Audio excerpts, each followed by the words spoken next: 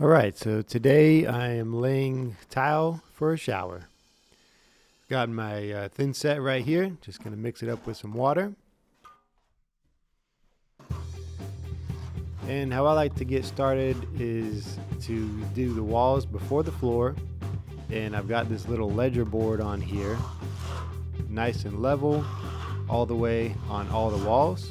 And I'm going to get my first tile laid right in here. And I'll go ahead and get this whole wall done and then lay the bottom last, and it'll give me something to cut to. Sometimes getting the first row of tile right with the concrete underneath can be a little tricky and take a lot of shimming, so this is just another way to do it, maybe a little simpler and easier.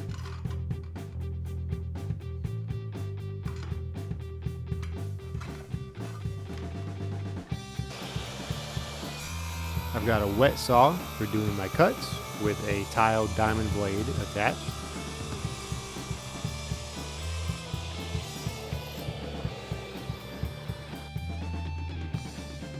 And you can see the hardy board that I'm laying the tile to.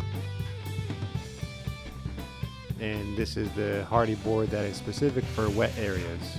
And it's got this certain texture to it that you can see there. So just using my notch trowel to get the mortar on the wall, and then we're sticking the tile right to it. I'm going to work up to my shampoo niche here, and I'll get that trimmed out shortly.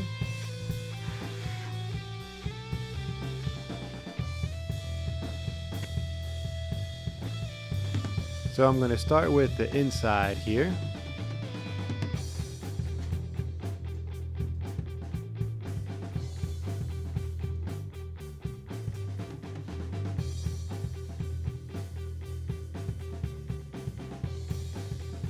And the tile has no problem sticking upside down at the top there.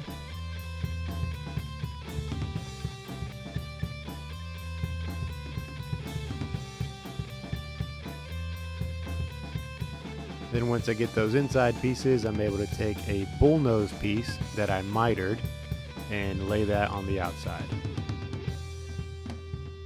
Lots of ways to do your shampoo niche, but this is kind of a classic one right here. And again, these trim pieces are called bullnose. It has a finished edge on the inside of it.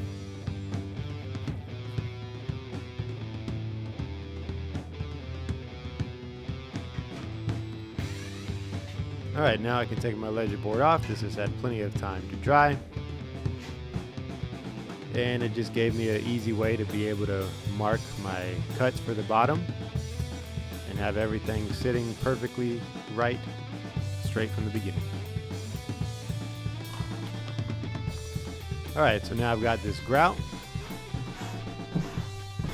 I like to use this one that's technically a grout substitute, and it's just to add water mix.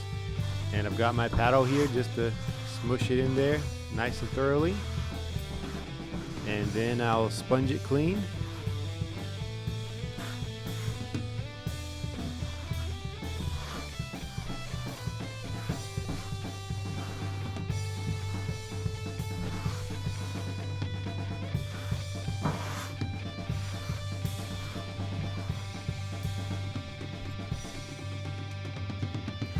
So I've just got a bucket of water and one of these sponges that usually Lowe's has in the tile section with it.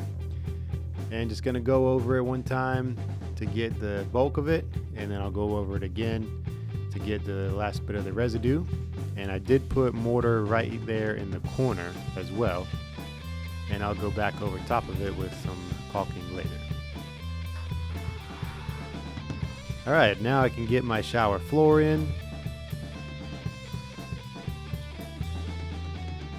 This is a nice square one, so it's real easy.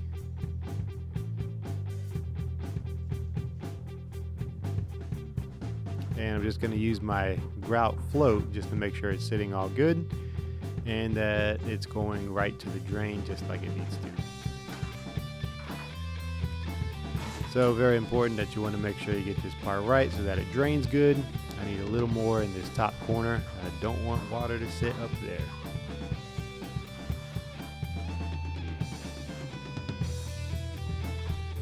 So whether you do the walls first or the floor first is kind of tomato. As far as the process goes, for me it works a little better to do the walls first.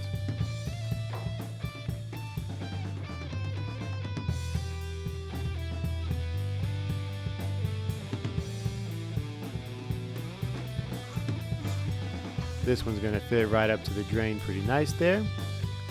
And on the one that is going to go around the drain, I'm just going to cut off some of the extra pieces that I know are going to hit the drain. Go ahead and get the big piece in and then start filling in around it, cutting as needed.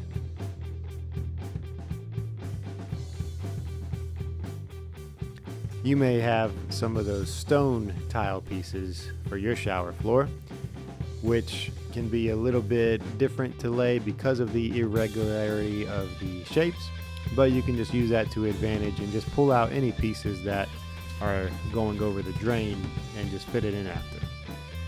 There we go. Now we got the floor done. I've got my shower door in here. I did some caulking in the corners using the Maple Seal colored caulk and then some clear caulk on top of it once that dried.